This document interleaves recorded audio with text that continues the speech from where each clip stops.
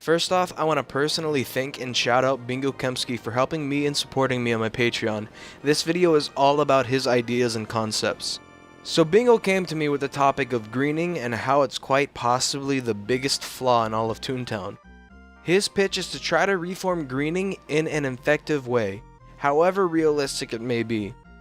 The other topic was double lure. We'll get to that in a bit, but let's start with the main topic at hand. Greening. Bingo's argument is that if there's a greener that ends up on your team, you cannot do anything about it without being liable for possible suspension or actions against your account yourself. You can't report it to him if you went sad in the battle either, and who knows how truly reliable screenshots and emailing support really can be. Toontown Rewritten has said and stands by that reverse greening, which is the act of greening a greener, is against their policy and can get you in trouble, thereby making it harder on everyone as a whole if there's a greener in your battle. Bingo's suggested solution? Minimum gags.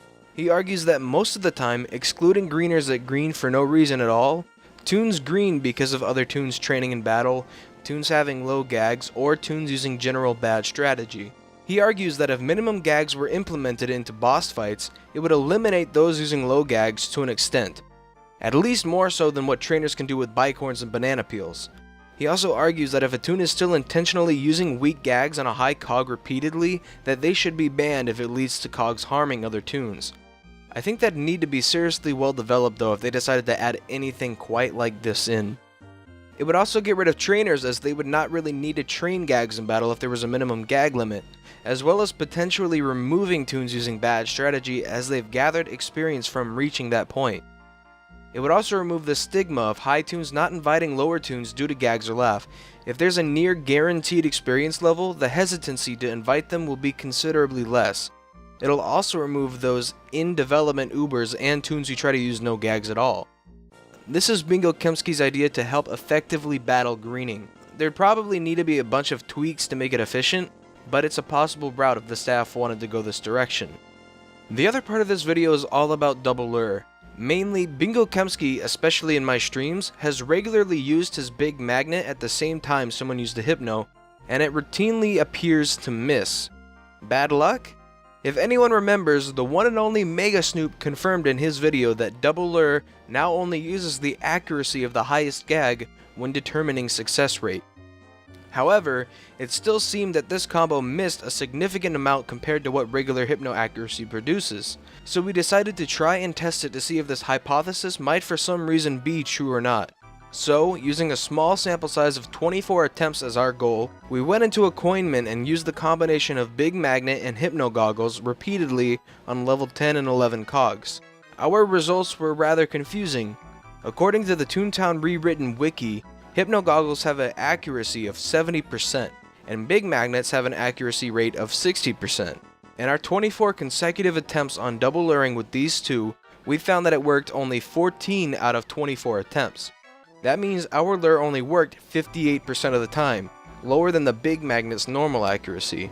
Now you can't reasonably deduce that it's debunked that double lure has no effect on the accuracy at all, but it's still intriguing. 24 rounds of luring is quite a lot, and it's considerably lower than the 70% it should be hovering around from the accuracy rate of the Hypno Goggles. Thus, I deem it so that if you use a Big Magnet and a Hypno at the same time, you are at the mercy of the double lure curse. Now, we didn't want to just stop right there and chalk it up to being busted, so we decided to make it a bit more drastic. Using a level 10 cog in Lawbot HQ, we decided to change it up and use a combination of the $10 bill and the $1 bill and see how that fared in comparison to the original Magnet and Hypno test. We found out that out of the 24 attempts with this combination, that it worked 16 times for an average success rate of 66%. Considering that the $1 bill's accuracy is only 50% and the $10 bill's accuracy is 70%, that this turned out relatively more successful than the previous test. Again, it's not quite a big enough sample size to effectively say anything, but lure weirdly seems to miss noticeably more with the Magnet and Hypno combination.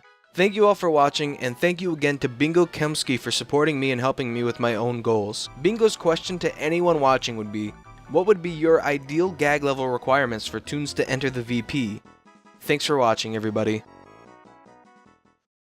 Do you like what you see? Want to help me in making videos just like this one? Help support me and my videos by joining my Patreon. It's a funding website designed to allow YouTube creators just like me to gain support to be able to produce videos regularly. So if you enjoy my videos, it would mean the world to me if you could lend a hand to help me make more.